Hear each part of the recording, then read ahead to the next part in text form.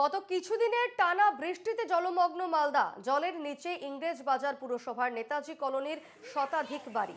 হাঁটু জল পেরিয়ে করতে হচ্ছে যাতায়াত।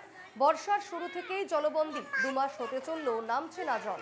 অভিযোগ এলাকাবাসীর, গত রাতে ফের বৃষ্টি হওয়ায় আরও বেড়েছে জল। দুশ্চিন্তায় দিন কাটাচ্ছেন এলাকার মানুষজন। এই মুহূর্তে আমার সঙ্গে সরাসরি রয়েছেন প্রতিনিধি সুমিত ঘোষ।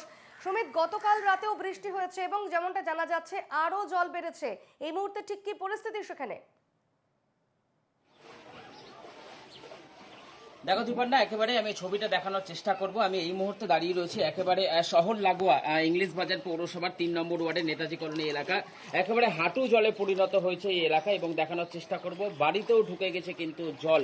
ফলে স্বাভাবিকভাবেই একেবারে এই জল পেরিয়ে যাতায়াত করতে হচ্ছে ওয়ার্ডবাসীদের, এবং ওয়ার্ডবাসীরা যেটা পরিষ্কার ভাষায় জানাচ্ছেন যে গতকাল রাত্রে বৃষ্টি হয়েছে এবং তার জেরে কিন্তু জল আরও বেড়েছে। এবং গতকাল রাত্রে নয়, বর্ষা শুরুর যে প্রথম বৃষ্টি তারপর থেকেই কিন্তু এই ওয়ার্ডের প্রায় শতাধিক বাড়ি এই মুহূর্তে জলবন্দী রয়েছে।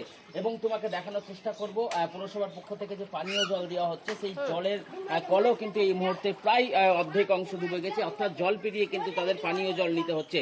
সব মিলিয়ে কিন্তু ডেঙ্গু ছড়ানোরও কিন্তু একটা আশঙ্কা করা হচ্ছে।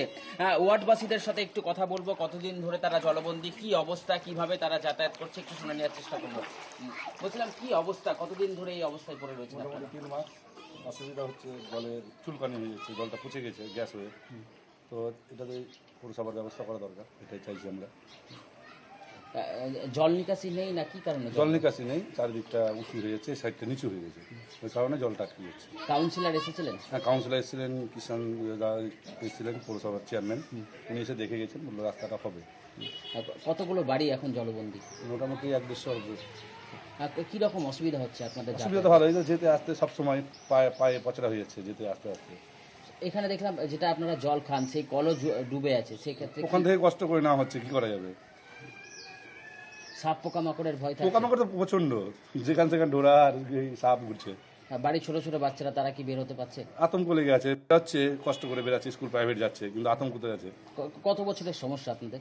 এটা গত 5-6 বছর হবে, তার আগে জল জমতো না।